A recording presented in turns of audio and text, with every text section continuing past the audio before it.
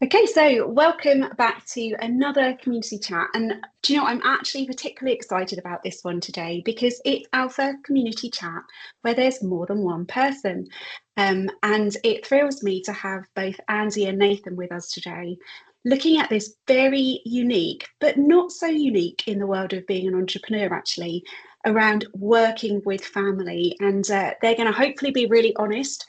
Hopefully, we won't cause any issues through this chat, but we're gonna sort of unpack a little bit about what it is to work with family members, and how to survive that and thrive within that. So welcome, Andy and Nathan. It's great to see you. Hello. Hello.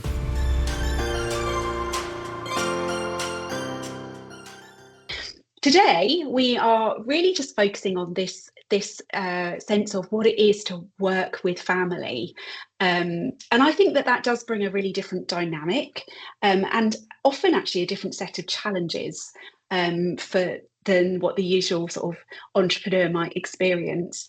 But before we actually just get right into that, I'm interested to know, in this, you talk about this being about a 2-year journey so far. So, what have been maybe some of the low points or the challenges in actually just getting to where you are now? Because, you know, I can sit here and see you've got all the stuff, you've got the t-shirt, you've got the magazines, you've got the, you know, the mic set up and stuff. And it could just look like, wow, this has just been a breeze, you know, lots of commitment and that. But what have been some of those challenges? And maybe has it been different for both of you? I think the greatest challenge, people will come along to me every so often and say, "How can we pray for you?" You know, because I live in the world, and that means there are people who like Jesus and who don't, and people who like to pray and who don't, and the people who do will often say, "How can I pray for you?" And I always have to have the same answer. I always want to say, well, obviously we need more money, but then I always correct that and say, but I know money's not really the key here, because we're not trying to make money. We need to pay the bills. It's £3.5 grand a month to keep the lights on. That's not paying wages. That's just paying licenses and software and all that sort of stuff. That's how much it costs for us to be able to physically function and to keep the lights on. So yes, money's important, but generally speaking, I ask them to pray for confidence, for us to believe in what we actually first set out to do, because I don't think it matters whether you're somebody who has faith in God or not. That's kind of an irrelevant point in this one, because believing in what you first set out to do, no one can really help you with that. You have to know that that's what you were going to do, and you have to do it. It's like when you have growth, and we've seen some interesting growth of late with new presenters and new shows. Like within a week, we had 6 shows and 3 presenters, which that's a lot to take in and organize, because there's 1,000 moving parts for each presenter to make that possible. So we've had growth, and then we've had to go back and think, well, it feels like the tree is kind of growing fruit in one place, but if you're not careful, the tree becomes lopsided. So you have to be really careful not to cut the growth off, but you have to be careful with that growth. And I don't think that's any different. I'm really good at business. I was really good. I don't say that arrogant. I was good at business. We made money. Joe was about to launch a cleaning business before the recession hit. Our creditors and suppliers were saying, how are you doing this? Everybody's going bust and you are growing. You're ordering more and selling more. All the local colleges in Shrewsbury, some very posh colleges, can you come and do some consultancy work? I was really good at engaging and getting involved with people and doing business. So that side of things is something I can bring into what we do. Yes, we're not here to try and make money for ourselves, but we still have to pay the bills. We still have to pay for the license. We still have to pay for the software. So there's a lot to do. The business acumen, I've just brought that forward. Logistics is a brilliant example. I was a trucker over 20 years. I became really good at logistics. How long is it going to get from point A to point B? How do we load the car the best for what we have? It doesn't make me think at all. I just do it. That's something that we brought forward as well. So when I'm having attacks of confidence of, should we be doing this? Is it right? Is it any good? Does anybody care? Is anybody actually listening? I go back and see how all these little pockets of my life have come forward, like driving. If I do a 9-hour day as a trucker, that's not even a full driving day. You can do 10. It's probably 15 hours. I can do that today, and it doesn't strain me like others, because there's another skill that I can bring forward. So I would say the biggest one is always going to be confidence in believing what you first set out to do and continue doing that. Mm. And that is so true. That rings so true with everybody that I get the joy of working with. The confidence is the thing that gets knocked so easily. And that sort of sense of having to try to stay focused and not let all of those little niggly what ifs and those sort Mm. of doubts creep in. But you're right as well. There's so many transferable skills that on the surface can seem like they're no longer relevant, but there is so much that is transferable. So, what's the challenge been for you, Nathan? Because I would imagine that the weight of paying the bills doesn't fall on your shoulders in quite the same way. So, what have you found has been the challenge of being part of starting something new? I would say certainly confidence is a big part of it because, as you say, without I suppose the official qualifications, you can feel as though you don't really Mm-hmm, have a right to do what you're doing. And yet, mm-hmm, I found time and time again, when you need to do something, it's remarkable how resourceful and how well equipped you become.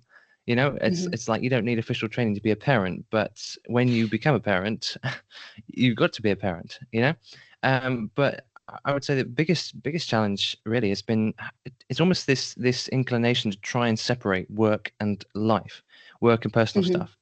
But the thing is, for what we're doing, it's more than just work. It's not like I go to work, work a 9 to 5, and come back home and live a mm-hmm, separate life. It's it's bigger than that because what we're doing, we're not just producing radio, we're not just producing a magazine to make money. We're actually what we're doing, it's part of my entire life, which is dedicated to serving God. So that makes a whole different dynamic, and it's really hard because naturally I want to try and separate the two. You know, work, personal life, so I can keep them in nice, mm-hmm, neat little boxes and they merge mm-hmm, together. But actually, that's quite beautiful because it means that you can dedicate yourself to your work in a way that you couldn't if you went to work in an office. So that would be the biggest challenge is actually trying to overcome my own sense of inadequacy, my own sense mm-hmm, of how work is supposed to look, my own, I don't know, mm-hmm, preset understanding, which has proven to be wrong time and time again. And I'm still learning, still trying to understand it. But yeah, biggest challenge is just trying to overcome my own idea of what work should look like, how work mm-hmm. should be, or what I need in order to do the work I'm doing. Yeah, it's so true. And I think that would just ring true with anybody that is listening to this, that sense of it's almost like self-inflicted ideas of what we should look like and what we should be doing that can just be so damaging sometimes. If we actually disengage our thoughts, it's a lot easier just to kind of get on with things sometimes, but sometimes we can overthink, can't we? And we sort of have these preconceived ideas of what it should look like to be in a role or whatever. So yeah, really, really interesting and helpful. And some of what you just said, I think we'll probably dive into in a little bit more depth, but it can be in my experience, it can be an interesting dynamic being related to people that you're working with or for. And there is something that relationship dynamic is just different to what that would be with colleagues that start as colleagues and that's what they are. Um, so how have you sort of embraced the fact that your relationship is a bit different because you work and your family? Have you embraced that, and how would you say is best to sustain it so that you don't damage your relationships in that process of working together as well? Because there's many people that, if you chat with people, there's a lot of people that say, let's take a couple situation. Oh, I love my partner. Could not work with them. That's quite a normal reaction, that there's a dynamic of family relationship that you kind of know how to do. And the working relationship can be a bit different. So how have you embraced that? Nathan, how have you embraced that? And, I guess you've already said to a certain extent, you've always done this. So maybe you haven't had to think about this element, but is there anything that you can give us that would be a top tip from your perspective? Yeah, I mean, when it comes to working with family, it is obviously very different to working with people who, aren't part of your own family because you know your family, you know more about them in terms of how they operate, you know what they like and dislike, and also best, people always say how you know best how to push the buttons of somebody well. Yes, Um, so not always it the is good buttons. no, no, very true. But knowing that is actually both an advantage and a challenge at the same time. And Mhm, if you choose to embrace it and actually think, okay, I know them well, it means that we can actually work together very well because we understand each other's strengths and weaknesses. We Mhm. understand, we can actually read the other person much better because, you know, I Mhm. know how my dad works, I know how he thinks, and I can interpret things. I can also understand what somebody else would think, "Oh, that doesn't quite make Mhm. sense," or I'm not sure how to respond to that. But instead, I've known Mhm. him all my life. You know, he raised me, obviously, so he knows how to work with me. He knows my weaknesses, he knows my strengths, and yeah, it is a challenge sometimes because obviously, you know, it just, it's very different being with someone you're so familiar with. But actually, Mm. I think it's really great, and it just kind of works really naturally because, you know, we can help each other out in a way that we couldn't with a colleague who's outside the family, you know. Mhm. Mm. Yeah, you know, that's really interesting. And I think some of it is also the perspective of what lenses you choose to look through, whether you're looking through that in a positive way or you're kind of, you know, looking through a negative lens. Because there's corporate organizations that will spend thousands upon thousands on trying to recognize strengths and weaknesses, trying to understand different personality types and how they can form, you know, successful leadership teams and that type of thing. And I think if you're willing to be reflective and you're willing to understand those strengths and weaknesses in each other, then that's how teams can function really well. So if you're willing to be reflective, you're saying that being related is actually an advantage because you do know those weaknesses. And the other thing that you've got that perhaps doesn't always happen in a commercial corporate world is that you know that you're for each other. So that you've kind of got this underlying security, haven't you, that whatever said or done, you're actually all for each other and you want to maintain these relationships. So there's a sort of a lovely safety net there. Whereas sometimes you can be put into really toxic environments in the working world where you just don't feel safe in those relationships, and that can be devastating. So Yeah, one of the things that, sorry, carry yeah, on. I was also thinking actually, on in terms of being a part of a family, you know how often people often say that you can choose your family, and how many businesses or teams, sports teams, for example, can become like a family. And in Mm, a way, mm, obviously you can't choose your biological family, but you can choose to be a part of your biological family in a way mm, that you could choose to separate yourself from them. And I think, mm, and that's how this dynamic works. Because I mean, it's actually more about the way you approach it. Because, you know, obviously, mm, as I say, you can choose to be a part of the family or mm, not. And a lot of families mm, can't work together because they're just not choosing to invest in each other as a family, not trying to be a family, instead trying to be independent, I guess.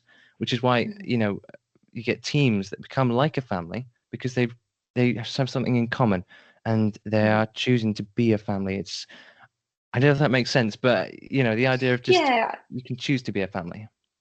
yeah, and I think if you're, you know, whatever your sort of business or charity or whatever might be, if there's a sense of a common purpose and you feel invested, then it works. Whereas if, you know, if it was a business where your partner just had no real natural inclination, was supportive of you, but there was just nothing really for them, then it probably wouldn't work to work together because it just isn't enough of a driving force for them. But one of the things I've really noticed, and I've noticed it more in the dynamic of couples starting a business together, is that the boundary lines can easily get blurred. So I've spent a fair bit of time sort of helping to mentor couples in business together to help them just to be careful that the business doesn't become all consuming. As anything that you lead and you've birthed, it does become quite all consuming. Um, but I often will look at helping them to look at some boundaries so that it isn't the only thing that they have in their lives, that they kind of learn how to do other things. So what do you still have? What other interests or topics do you have that you'll chat about that actually it's got nothing to do with your pure media? You see, we're probably not the greatest people to ask that question because we literally put Live and 250 hours breathe. a week in, and we live and work in the same building, which ironically, we could not physically do what we do if we went to a studio, because we pop up for a 3-hour show, we come back to our office, it's literally up the stairs or down the stairs. If we have the normal setup of going to an office and working there and not at home, we physically couldn't function, because we're putting out 94 hours of radio every week. We've got a monthly magazine going out every month. If we had to put all the travel time, we would never function. I don't think Joe and I are the best example in that way in some as well, because ever since before we were married, our phone bills have been, because back in the day when you didn't buy, unlimited minutes, it was really expensive. We used phone boxes. It cost us a lot because you're always in contact. Didn't matter what job we did. It was easy when I was trucking. She could give me a phone call. It was very expensive, but we've always connected in that way.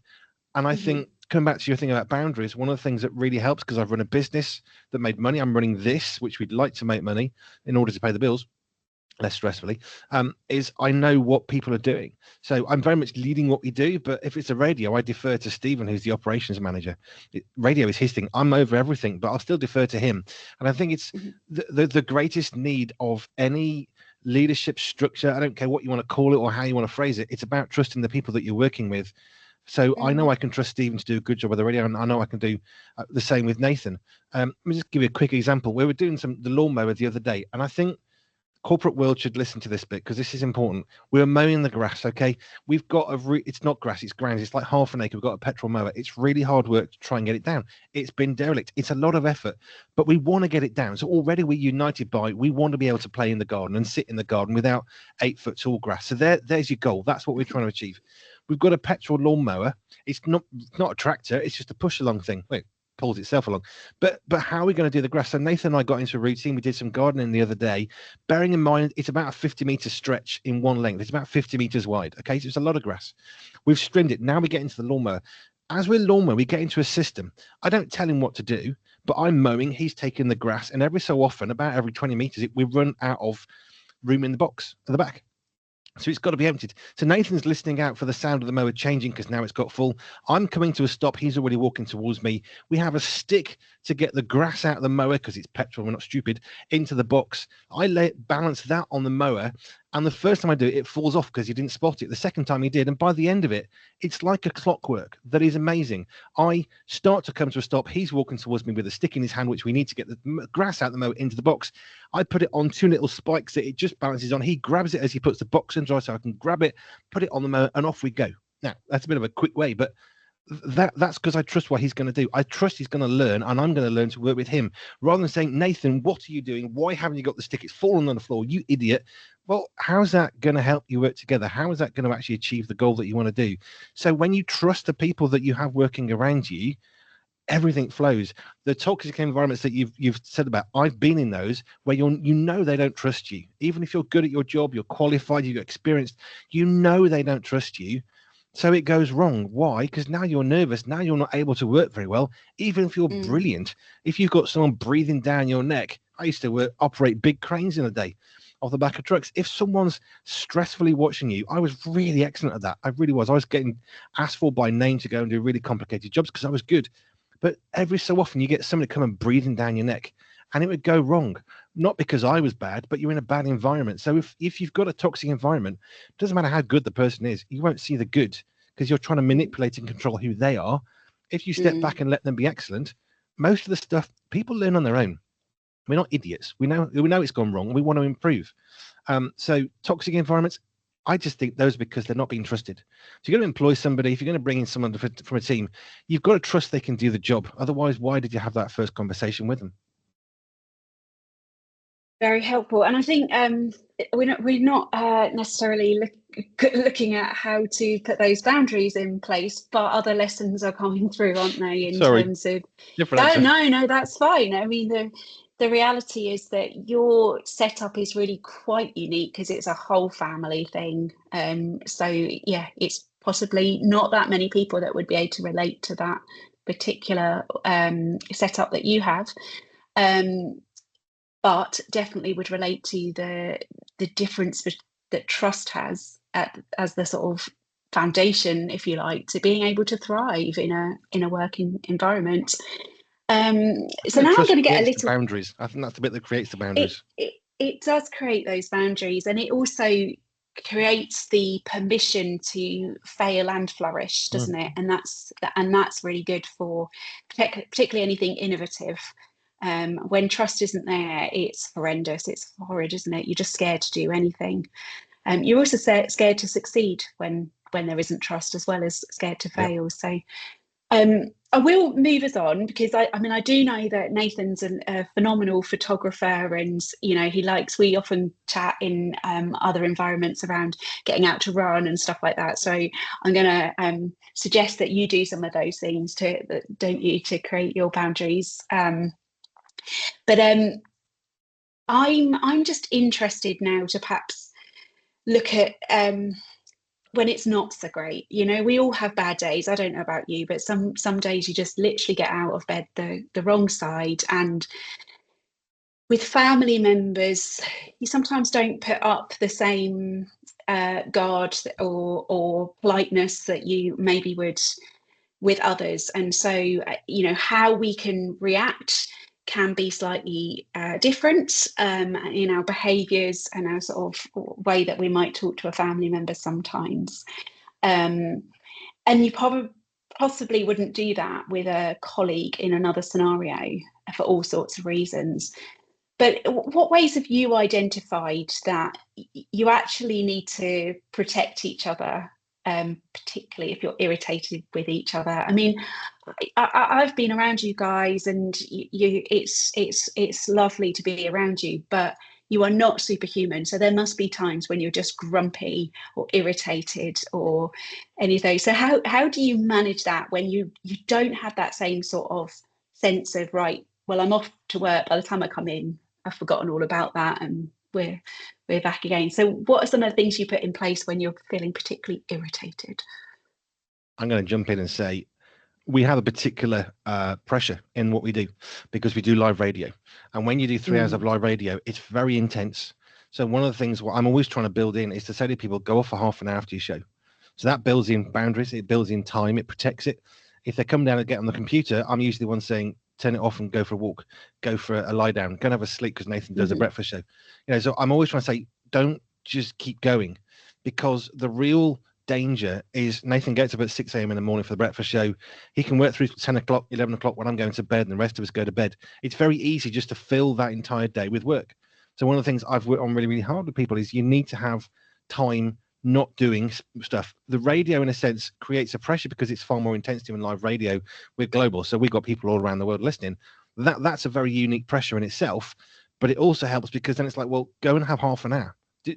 Go away, do something, go for a walk, go for a run, go and take a photo, go and have a sit down, read the magazine, go and sit in the garden, have a coffee, whatever. But actually the pressure creates a need for stopping.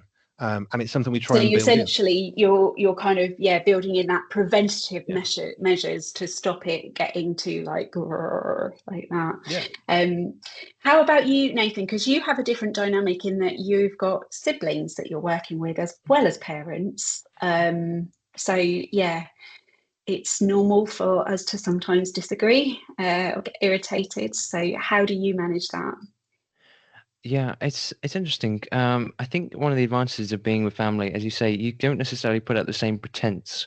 If you're in a bad mood, you go to work if you were to go to work and work with colleagues, you would probably put up a pretense and just get on with work, wouldn't you? But the fact that you're with family, it presents two interesting dynamics. On the one hand, you don't necessarily put up the same pretense, and they can see through any pretense you might put up, so they know when there's a problem. And on the other hand, they know when there's a problem, so they know it, and they can also provide a much better support to help you deal with that. You would talk with family about struggles you're having that you would never talk about with your colleagues, which means when you have an issue, you can actually deal with it much faster. And that is an ideal thing. So if you're finding yourself a bit irritable, a bit frustrated with something, then you can talk to someone and get to the bottom of it, because you don't have to do it by phone, for example. If you're having a really bad day, you can do it in person. And but I think like what you said, Andy B, about putting measures in place, preventative measures, is when prevention is better than cure. So if you can just make sure you give people the space they need before anything goes wrong, before anything goes haywire. But even if it does, because we're not perfect, we can't always see when a problem is rising or building, then just dealing with it straight away has proven to be really effective, even if it's inconvenient. And obviously we have radio shows, and that can make it, you just got to carry on with that. So Yeah.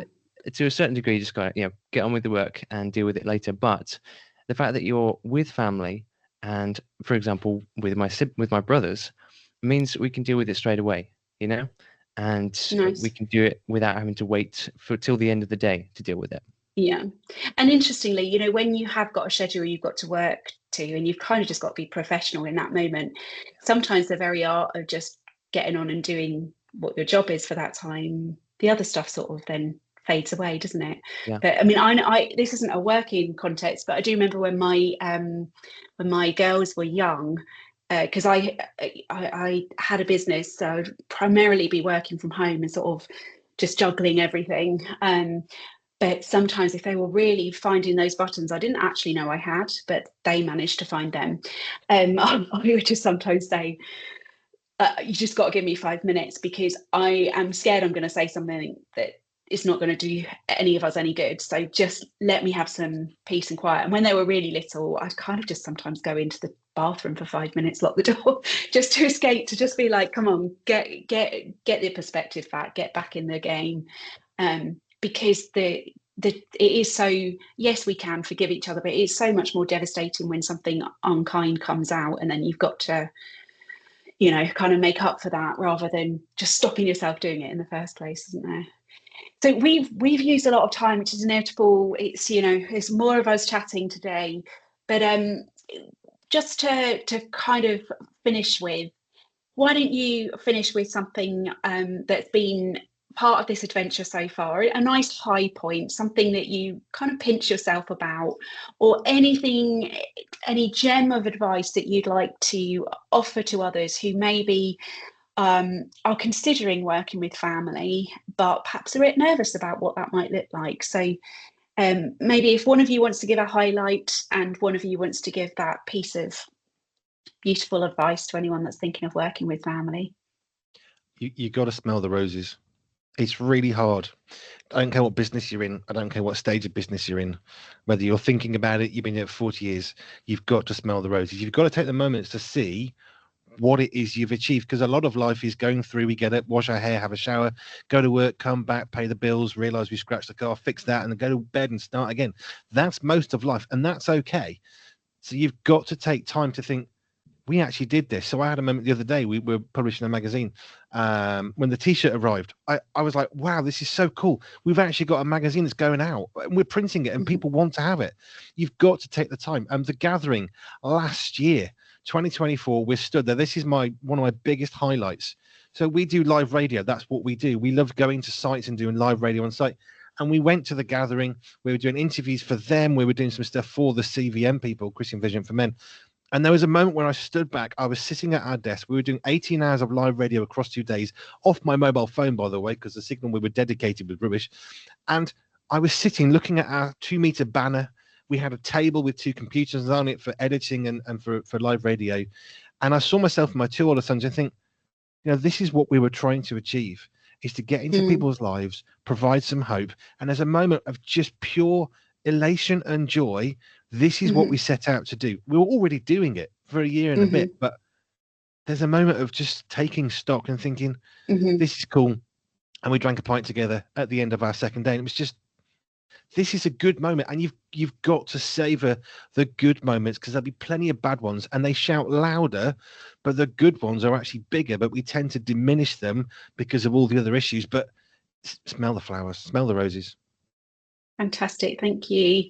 And so, Nathan, for the final word, is there anything that you would say for anyone that's perhaps a little bit reluctant about working with family? What would you say? I would say that working with family is quite a privilege. It might not seem like that at first. In fact, it might seem impossible to work with family. But actually, a lot of the time, how well you're able to work with family will depend on how much you're willing to work with family, and to accept that they have flaws, they have strengths and weaknesses, but so do you. And when you're willing to just accept that, and when I say accept, I do mean just accept that's the way things are. That's the reality. We're flawed human beings. But when we are willing to work together and just to work with each other and accept one another's flaws, then we can start to work on those, and then it works together really beautifully. I mean, like any relationship, the more time you spend working on it, the better it's going to be.